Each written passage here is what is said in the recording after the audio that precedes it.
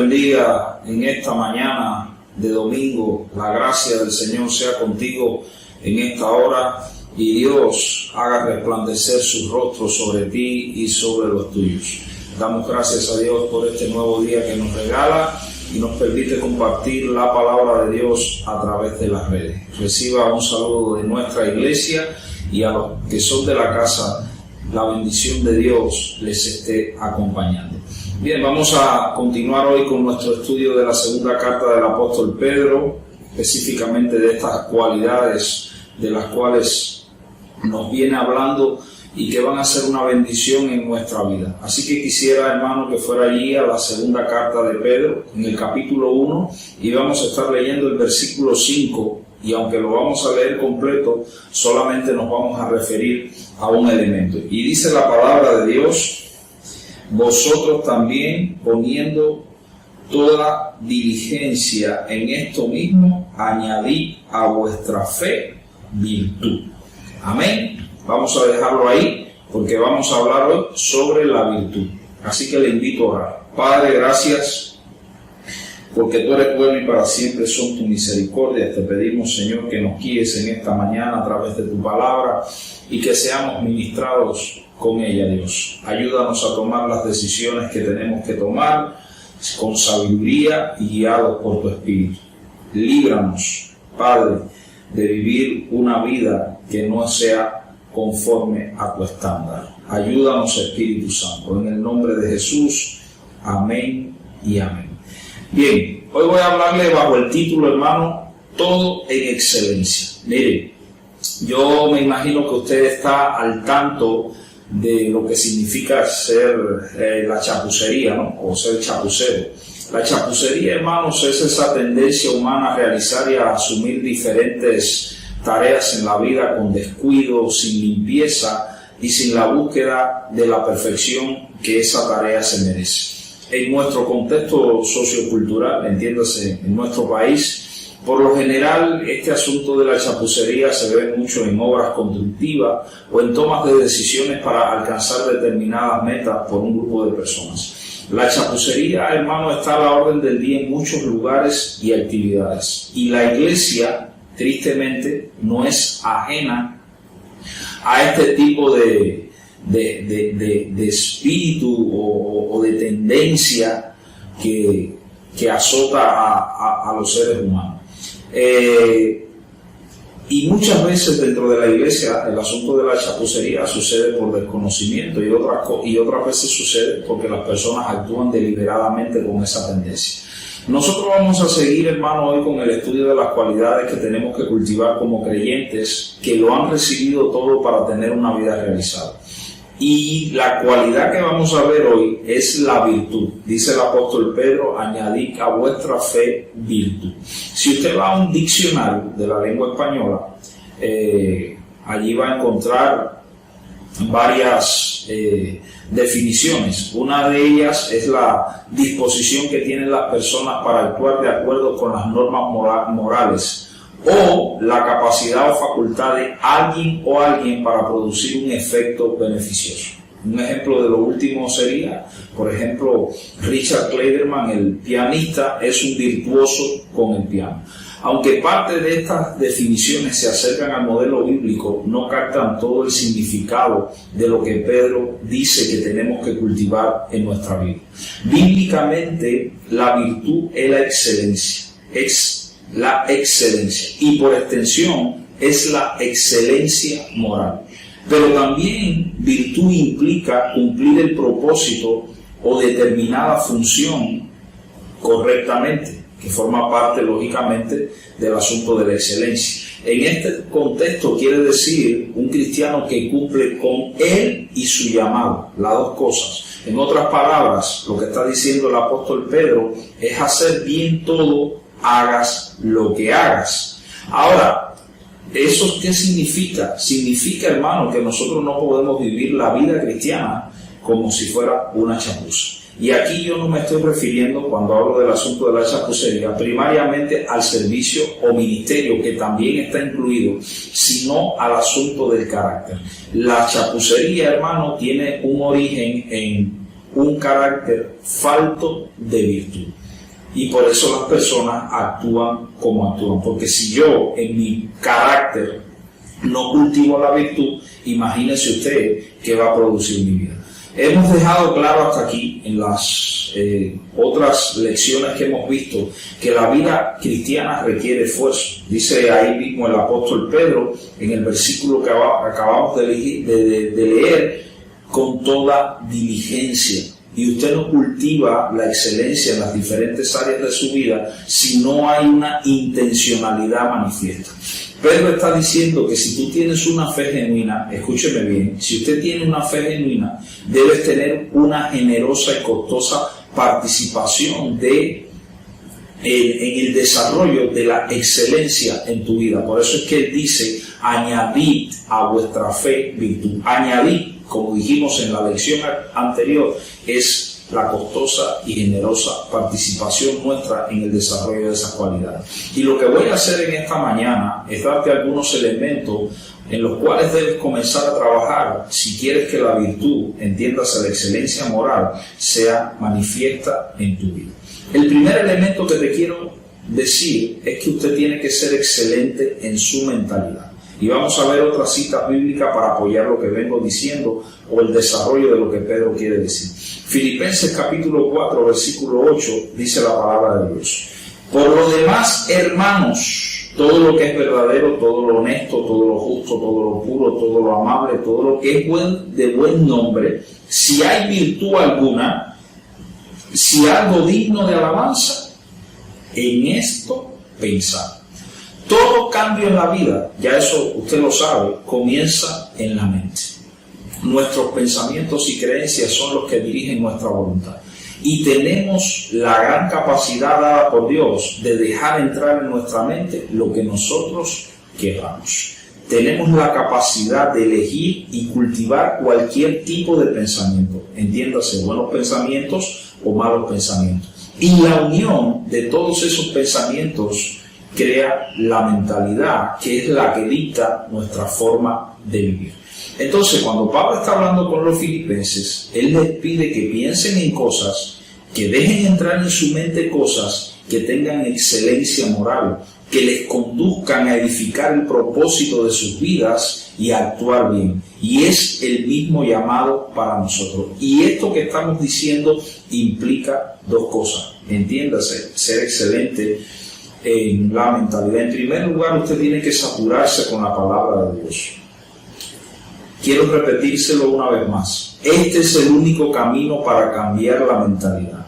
Usted decide con lo que va a llenar su mente. Y llenar la mente requiere un esfuerzo deliberado en pasar tiempo con las Escrituras. Con relación a este asunto del cambio de mentalidad, hermano, no hay atajos, no hay una oración milagrosa para esto, no hay una imposición de manos que te cambie la mentalidad de un día para otro. No, es un asunto de todos los días con la palabra de Dios. Cuando tú tomas las Escrituras, cuando tú tomas la palabra de Dios y la sumerges en tu cerebro, ella comienza a desplazar todo otro tipo de pensamiento y comienzas a tener la mente de Cristo y agradar a Dios. Cuando hablo de tener la mente de Cristo, estoy hablando de experimentarla con experiencia. Ahora, la Biblia dice que lo normal para un creyente de fe es que ya no ande como los otros gentiles que andan en la vanidad de su mente. Fue lo que el apóstol Pablo le dijo a los Efesios en el capítulo 4, versículo 17. No, él le dijo en el versículo 23, no, ustedes tienen que renovar el espíritu de vuestra mente. Y para lograr eso, hermano, usted tiene que saturarse con la palabra de Dios. Usted no va a ser santificado nunca, escúcheme bien, usted nunca va a cambiar, usted nunca va a ser transformado, usted nunca va a experimentar la virtud en esa área si usted es perezoso con el asunto de las Escrituras. Porque las Escrituras son parte de los medios de santificación o de transformación de nuestra vida. En segundo lugar, usted tiene que establecer rutinas correctas. El cambio de mentalidad, hermano, lleva el arraigo de hábitos y patrones de vida. Las escrituras siempre mandan a accionar. Por lo tanto, nosotros tenemos que establecer reglas, límites y estilos de vida que nos impidan caer en tentaciones indebidas. Hay que seguir algunas reglas. Por ejemplo, para ubicarnos en la actualidad, en el uso del Internet, en las personas con las cuales establezco intimidad, reglas como por ejemplo cómo voy a manejar una relación con personas del sexo opuesto que no son mi cónyuge, y una serie de elementos que tengo que incorporar a mi vida para librarme de todo ese tipo de tentaciones. Nosotros tenemos que analizar los asuntos cuestionables que hay en nuestra vida y establecer determinadas barandas de seguridad para que nuestra vida se mantenga segura y alejada de que le fallemos a Dios. Y eso implica establecer hábitos y rutinas. La Biblia dice en 1 Corintios capítulo 10, versículo 23, Pablo dijo: todo me es lícito, pero todo no conviene. Todo me es lícito, pero no todo edifica. En otras palabras, se supone que usted asuma la vida con responsabilidad, porque Dios le ha dado una libertad, pero usted tiene que poner los límites que dice la palabra de Dios y comenzar a vivir bajo esos límites. No piense tener excelencia en su mentalidad si usted no pone determinados límites. Si usted sabe que determinadas informaciones, programas de televisión, sitios de internet le hacen daño, usted es el responsable de poner esos límites. ¿Para qué? Para que eso no llene su mente y lejos de cambiar su mentalidad, usted pueda tener la mente de Cristo y una mentalidad de excelencia. Mire, como usted ve, para terminar este asunto, la excelencia no es un asunto, o la virtud no es un asunto que cae de la mata. No, comienza con el proceso de cambiar hasta este momento lo que he creído y lo que he pensado en muchos asuntos. En segundo lugar, usted tiene que ser excelente en carácter. Y aquí sí nos vamos a referir al versículo 5 de Pedro. Y dice: añadid a vuestra fe virtud.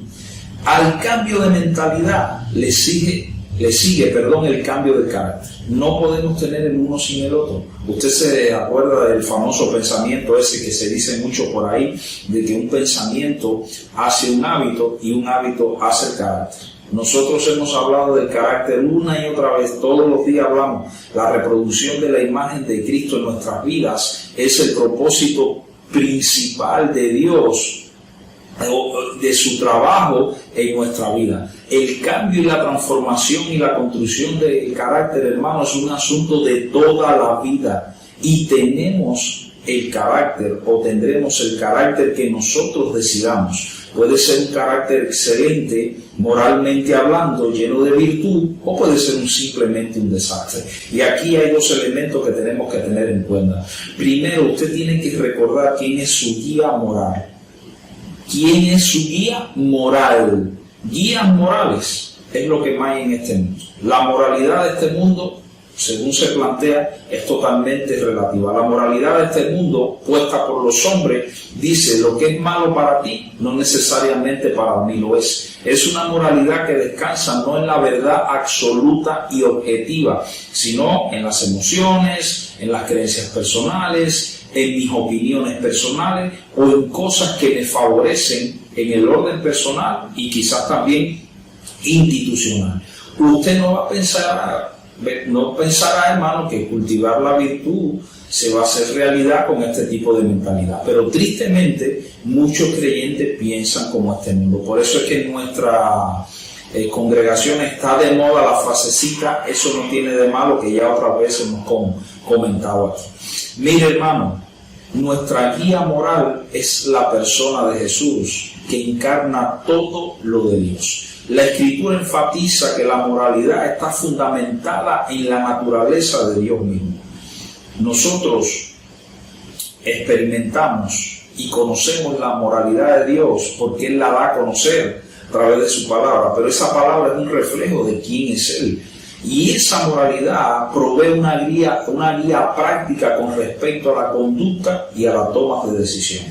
El llamado de Juan, en 3 de Juan capítulo capítulo 1, versículo 11, dice: amado, no imites lo malo, sino lo bueno. El que hace lo bueno es de Dios, pero el que hace lo malo no ha visto a Dios. Y lo bueno y lo malo, escúcheme bien, para un creyente es definido por los principios inmutables de Dios, no por la cultura o por lo que establezcan determinadas personas sobre la faz de la tierra.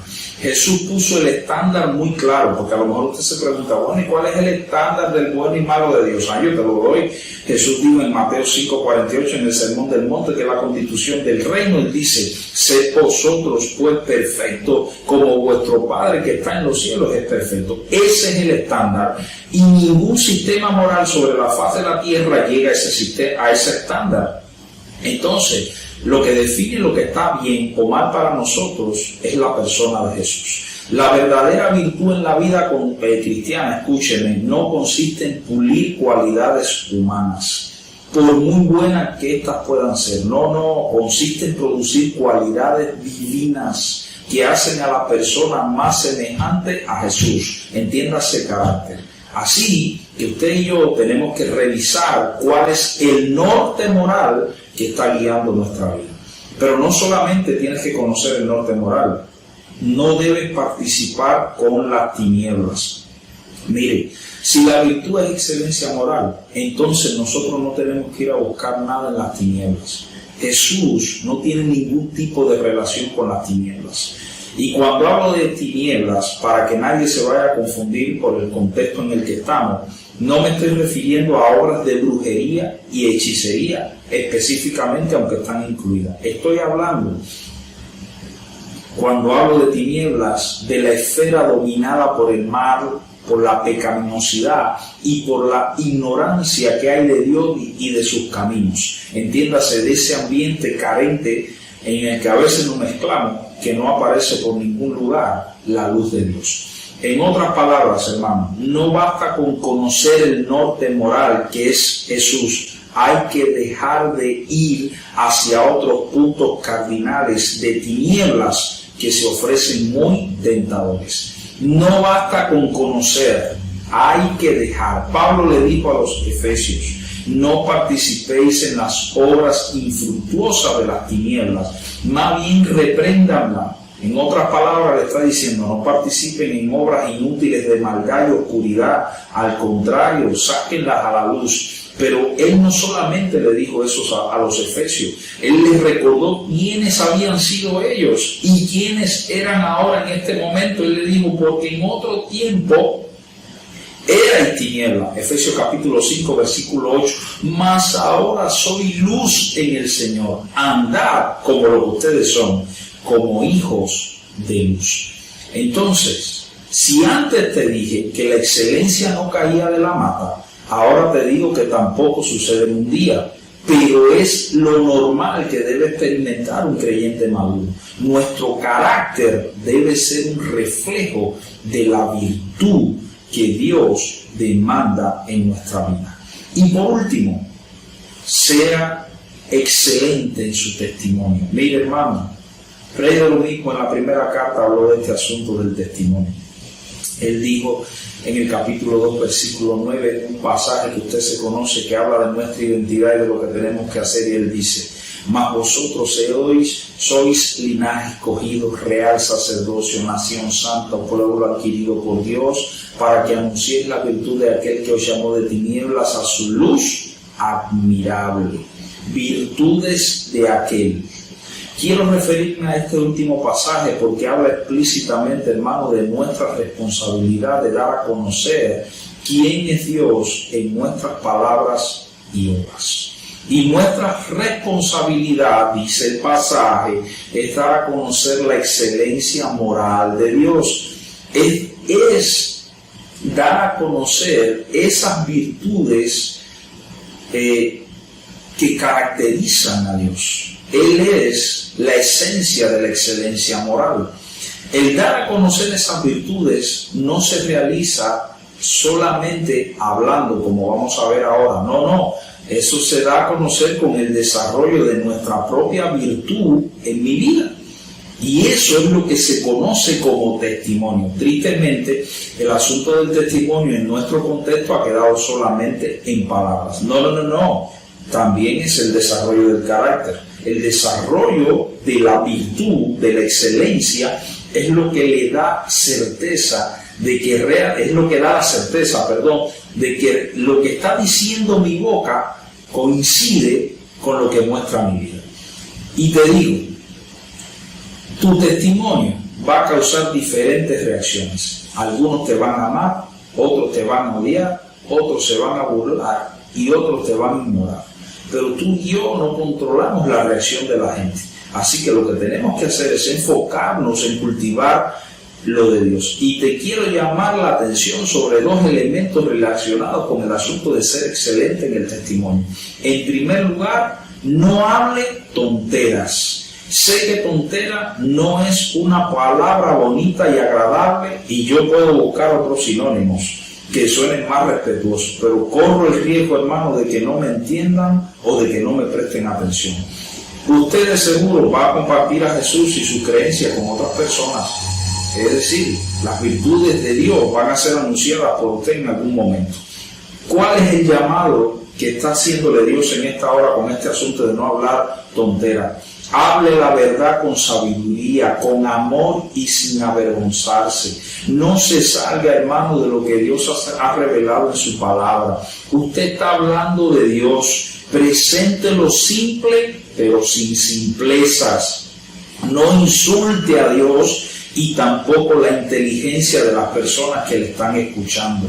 No participe, hermano, en conversaciones sobre Dios que no conducen a ningún lado. Deje de hablar de temas que usted no domina e introducir a Dios en esos asuntos. Resista la tentación de dar la opinión siempre, su opinión siempre. Recuerda, hermano, que Jesús dio una advertencia sobre hablar de cosas que no edifican. Él dijo, mayor os digo, dijo Jesús, que de toda palabra ociosa que hablen los hombres, de ella darán cuenta en el día del juicio. Mire, usted no tiene que ser un erudito para hablar de Dios. No, lo único que tiene que ser es uno que le conoce por experiencia. Prepárese, presente un testimonio claro y valiente. Colosenses 4:6 dice, sea vuestra palabra sazonada, sea vuestra palabra siempre con gracia, sazonada con sal, para que sepáis cómo debéis responder a cada uno, a cada persona que demande razón de la fe que tú tienes. Esa es la excelencia en la presentación del testimonio de Dios. Pero queda otro elemento más. Haga las cosas para honrar a Dios.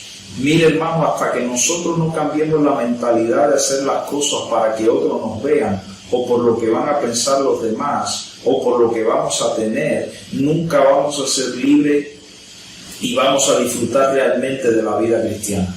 Imagino que usted ha escuchado la historia de los tres obreros que están picando piedras. Yo le voy a contar la versión que a mí me gusta. Dice que uno de los obreros estaba picando piedra frente a un gran edificio en construcción y se acercó un visitante y le preguntó, ¿qué están haciendo ustedes aquí? Este obrero lo miró con dureza y le respondió, ¿acaso usted está ciego para no ver lo que hacemos? Aquí picando piedra como esclavo por un sueldo miserable sin el menor reconocimiento. Fíjese, allí en aquel cartel están los nombres de los ingenieros y los arquitectos, pero no ponen los nuestros, que somos los que trabajamos duro y dejamos el pellejo en la honra. Luego el visitante se acercó a otro de los obreros y le hizo la misma pregunta. Aquí, como usted puede ver, respondió el obrero, picando piedra para levantar este enorme edificio. La tarea es dura y está mal pagada, pero los tiempos son difíciles. No hay trabajo y hay algo que hacer para llevar la comida a la familia. Y por último se acercó al último obrero y le preguntó lo mismo. Y el hombre le contesta con entusiasmo y le dice, estamos levantando un hospital, el más grande del país. Las generaciones futuras admirarán y escucharán el entrar y salir constante de las ambulancias anunciando el auxilio que siempre estarán dispuestos a ofrecer a la comunidad. Yo no lo voy a ver quizás terminado, pero quiero ser parte de esta extraordinaria obra. el mismo trabajo, el mismo sueldo, la misma falta de reconocimiento, una misma realidad, pero tres maneras distintas de vivirlas. Uno la vivía como si fuera una esclavitud, el otro vivía completamente resignado y el otro la vivía con pasión, con aventura y desafío. Espero que haya captado la idea de lo que le quiero decir. ¿Sabe por qué hay tanta chapucería y falta de motivación en los creyentes? Porque no hacemos las cosas para honrar a Dios. Nosotros hemos convertido la chapucería en algo espiritual. La gente hace las cosas mal dentro de la iglesia y te dicen que ellos lo hicieron de todo corazón y eso es lo que importa. Increíble. Y tú no le puedes decir nada porque se sienten mal. La gente ofrece, mucha gente, lo más bajo de sus talentos, de su tiempo y de su compromiso a Dios. Y te dicen cuando lo están haciendo que algo es algo y eso es para la gloria de Dios. Mi pregunta es, ante este tipo de actitudes, ¿qué virtud hay? Tengo que decir, hermano, no sé si coincidirá usted conmigo, ninguna. No anunciamos solamente con la boca, también con lo que hacemos. Y eso que hacemos, tenemos que preguntarnos, ¿cuál es nuestra mayor motivación? Mire, para terminar, usted no va a hablar y a mostrar con su vida la última marca de desodorante o de cualquier otro elemento de este mundo. Usted no está aquí para eso. Usted va a hablar y a mostrar a Dios. La gente elige a los cristianos, hermanos, para los puestos de confianza porque creen que los cristianos son poseedores de las virtudes del Evangelio. Por esto, cuando un cristiano no se comporta como tal, entiéndase con la virtud requerida, cuando no trabaja para la gloria de Dios, empaña el testimonio de Cristo y la honra del Evangelio. Recuerde lo que dice la Escritura, 1 Corintios 10:31, hacedlo todo para la gloria de Dios. Y quiero terminar en esta mañana. Mire, este mundo te observa constantemente. No se observa. Te observan en la iglesia, en el trabajo, en la vida, en la oficina, en la fábrica, en la tienda. Donde quiera, muchos esperan que te equivoques, que pierdas los estribos, que hagas trampa, que maldigas o que hagas una chapuza. Pero en verdad, mucha gente, y yo te diría que la mayoría, anhela ver en ti una persona honesta, una persona con virtud, una persona que le gustaría imitar en su propia vida o con las personas que le gustaría vivir. Y usted, hermano, puede ser esa persona. Así que con toda diligencia el llamado de Dios es: añade a tu fe virtud, que esto sea parte de tu propósito y que comiences hoy mismo. Eso es lo que Dios quiere para ti. Así que Dios te bendiga y quiero orar por ti. Padre, en el nombre de Jesús, bendice nuestras vidas. Necesitamos añadir a nuestra fe virtud. Necesitamos caminar con excelencia, saturarnos con tu palabra para que esto se haga realidad, Dios.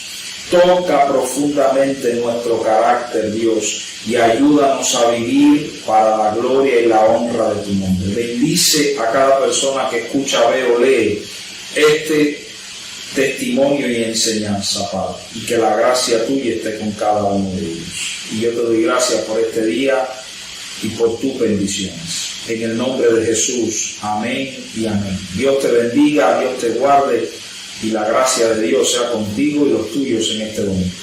Amén y amén.